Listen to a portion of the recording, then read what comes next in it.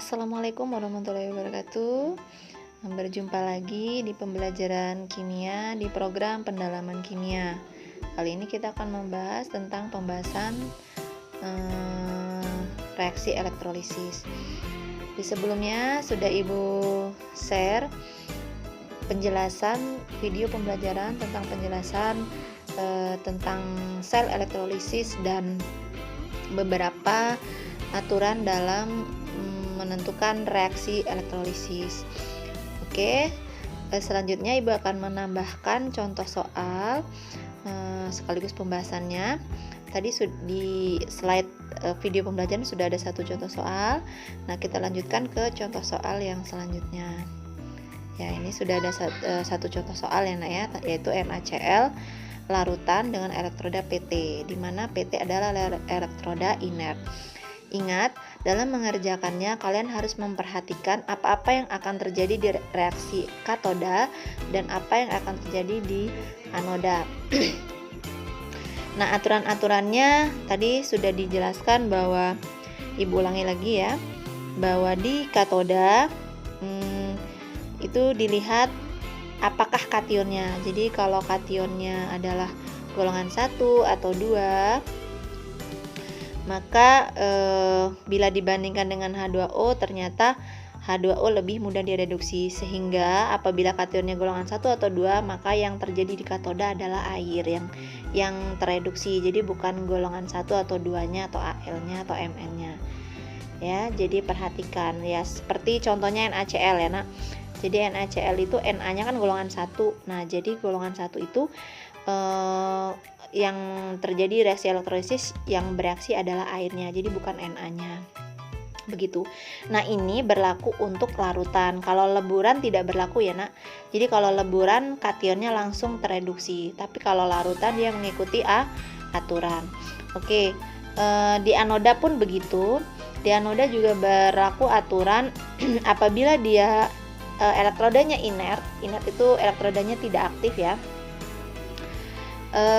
Atau disebut elektroda pasif. Apabila terdiri dari asam oksi, tadi sudah dijelaskan, yang bereaksi juga air yang teroksidasi.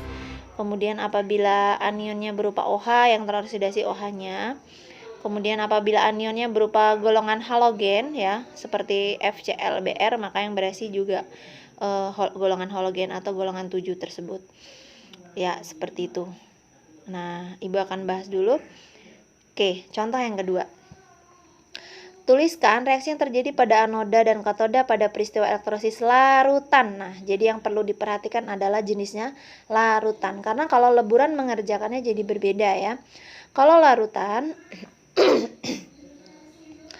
maka dia akan berlaku aturan-aturan yang seperti di slide yang sebelumnya. CaF2 dengan elektroda karbon. Ingat, elektroda karbon adalah elektroda inert ya. Ca itu adalah logam golongan 2. Nah, seperti tadi kita lihat bahwa golongan 2 kita lihat di sini di tabel bahwa golongan 2 itu yang bereaksi di anoda ternyata adalah air ya. Yang bereaksi di katoda adalah air. Jadi bukan golongan 2-nya, seperti itu. Sehingga Ca yang bereaksi adalah air di katoda atau air yang tereduksi. 2H2O plus 2 elektron menghasilkan 2OH- dan H2. Kemudian di anoda F itu bukan sisa asam oksi, juga bukan sisa basa, tapi F adalah anion golongan 7. Maka anion tersebutlah yang teroksidasi, seperti itu. Jadi F- menghasilkan F2 dan 2 elektron. Maka hasilnya 2H2O, elektronnya sudah sama jadi tinggal dicoret. 2H2O, 2F- menghasilkan 2OH-, H2 dan F2. Seperti itu. Jadi yang pertama dilihat harus larutannya ya, Nak ya. Jadi larutannya itu harus diperhatikan. Yang contoh yang ketiga itu reaksi yang terjadi pada anoda dan katoda untuk elektrolisis larutan. Jadi larutan lagi ya. Larutan FeCO3 dengan elektroda PT. Ingat, PT juga termasuk elektroda inert, sehingga berlaku aturan yang tadi di slide yang pertama.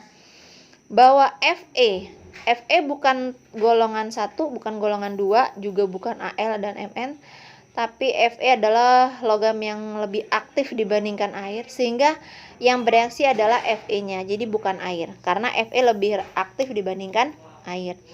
Fe-nya itu 2 positif nak, karena CO3-nya min 2, sehingga Fe-nya 2 positif. Kita tuliskan reaksi reduksinya 2 positif plus 2 elektron menghasilkan Fe. Nah, sedangkan CO3 itu di anoda, itu dia sisa asam oksi. Jadi sisa asam oksinya H2CO3. Tadi sudah disebutkan bahwa kalau sisa asam oksi, maka yang bereaksi adalah air. Ya, yang bereaksi adalah air kalau sisa asam oksi. Sehingga H2O-nya akan teroksidasi menghasilkan 4H+ O2 dan 4 elektron.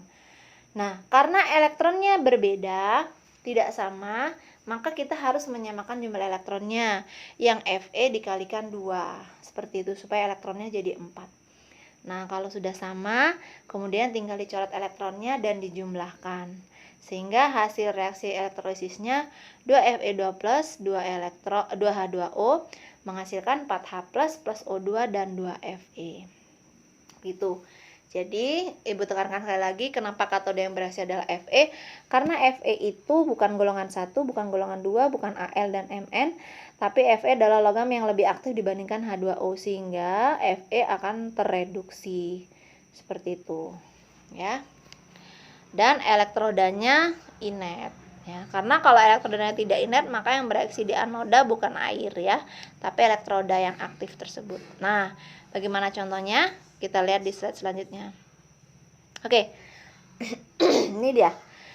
Contoh yang keempat, elektrolisis larutan H2SO4 itu aqueous ya, dilambangkan A sama Q. H2SO4 H sama Q dengan elektroda tembaga. Di sini agak berbeda, elektrodanya itu tembaga. Tembaga itu lambangnya Cu. Di mana Cu adalah elektroda tak inert atau elektroda aktif, sehingga nantinya yang akan teroksidasi di anoda adalah Cu-nya. Jadi bukan SO4-nya atau bukan air ya. Oke, kita lanjutkan. Jadi kation dari H2SO4, kation huruf depannya itu kan H. Nah, H itu bukan golongan 1, bukan golongan 2, bukan Mn, dan bukan H2O. Tapi H itu jauh berada di sebelah kanannya H2O. Sehingga apabila kationnya H+, maka yang bereaksi adalah H positif ya. Nah, H positif itu bereaksinya H+, reduksi H positif itu H+ ditambah elektron menghasilkan H2. Seperti itu. Kenapa 2 elektron? Karena H-nya ada 2 kali positif. 2 kali positif. Ini ya. Jadi 2 ini ya. Itu H positif dikalikan dengan angka yang di depannya. Sehingga nanti 2+, maka elektronnya jadi 2 elektron seperti itu ya. Kemudian Cu, karena di sini elektrodanya adalah elektroda yang aktif ya, jadi beda dengan contoh 1, 2, 3. Kalau contoh 2, 1, 2, 3 itu menggunakan elektroda inert yang tidak aktif. Nah, kalau ini menggunakan elektroda aktif, yaitu di sini adalah tembaga. Tembaga itu lambangnya Cu. Sehingga apabila ada elektroda aktif, maka yang teroksidasi di anoda adalah elektrodanya, yaitu Cu-nya. Jadi bukan air ya, bukan air dan bukan SO4-nya. Sehingga yang terjadi Cu menghasilkan Cu2+ dan 2 elektron. Karena elektronnya sudah sama, kita coret saja sehingga hasilnya tinggal dijumlahkan. Menghasilkan 2H+ plus Cu, bereaksi menghasilkan H2 plus Cu2+. Begitu. Nah, itu tadi contoh soal yang elektrodanya menggunakan elektroda aktif atau tak inert ya. Dan berbentuk larutan ya. Jadi tanda aki kecil itu larutan, artinya aqueous ya. Oke, sekarang kita berlanjut ke contoh kelima. Contoh kelima ini agak berbeda lagi karena bentuknya bukan larutan tapi lelehan. Nah, di sini perlu dicatat bahwa lelehan itu sama dengan leburan, sama dengan cairan ya. CaCl2 elektrodanya berbentuk lelehan dengan elektroda grafit. Grafit itu C ya. C itu elektroda inert. Nah, kalau dia berbentuk lelehan atau leburan atau cairan, maka tidak berlaku reaksi elektrolisis tadi, aturan reaksi elektrolisis, karena dia tidak ada air ya, tidak ada air. Tidak berlaku reaksi elektrolisis. Karena syarat reaksi elektrolisis tadi itu kan harus ada dalam larutan seperti itu. Ya, seperti ini nih syaratnya ya. Jadi si elektrolisis itu tersusun dari elektroda-elektroda yang dicelupkan dalam suatu larutan. Jadi kalau bentuknya lelehan, maka dia langsung mengalami reduksi dan oksidasi untuk kation dan anionnya ya. Seperti itu. Ya, ini jadi Ca-nya itu langsung terreduksi di katoda, sedangkan Cl-nya teroksidasi di anoda. Nah, hasilnya seperti ini. E-nya sudah sama. Ingat 2E, Ca 2 plus tambah 2E. 2E karena Ca-nya bermuatan positif, jadi biar setara sama dengan 0. 2 plus tambah 2E. Elektron itu muatannya negatif ya, nak. Jadi kalau 2 plus ditambah 2 elektron itu 2 min, berarti sama dengan 0. Jadi netral. Kemudian Cl min. Kenapa Cl-nya dikalikan 2? Karena sebelah kanan Cl2. Jadi Cl-nya ada 2, sehingga Cl min-nya harus dikali 2. 2 min, jadi E-nya juga ikut jadi 2 untuk sebelah kanan. Jadi biar setara. Jadi sebelah kiri 2 min, sebelah kanan juga 2E itu 2 min, sama ya. E-nya tinggal dicoret karena udah sama. Nah, reaksi elektrolisisnya, reaksi akhirnya Ca2 plus 2 min menghasilkan Ca plus Cl2. Nah, untuk catatan bahwa untuk lelehan, kation apapun akan tereduksi menjadi logamnya, gitu ya. Jadi kation apapun akan tereduksi menjadi logamnya. Oke, mungkin demikian tadi penjelasan tentang beberapa contoh soal. Mudah-mudahan bisa dimengerti. Dan untuk tugas kalian, silakan kalian coba latihan yang ada di slide pertama ya. Apabila yang sudah selesai dan ingin mengkonsultasikan hasil pekerjaannya, boleh nanti dikirimkan japri ke WA Ibu, seperti itu. Jadi ada 2 soal ini ya. Soal pertama dan soal kedua. Jadi ini sifatnya tidak dikumpulkan di e-learning, tapi hanya latihan saja ya, di rumah untuk latihan saja. Tapi kalau misalnya ingin mengkonsultasikan apakah jawabannya benar atau tidak, atau ada yang belum paham, boleh dikonsultasikan. Oke, sampai di sini pertemuan kita. Mudah-mudahan bermanfaat. Jika ada yang tidak jelas atau kurang jelas, boleh ditanyakan.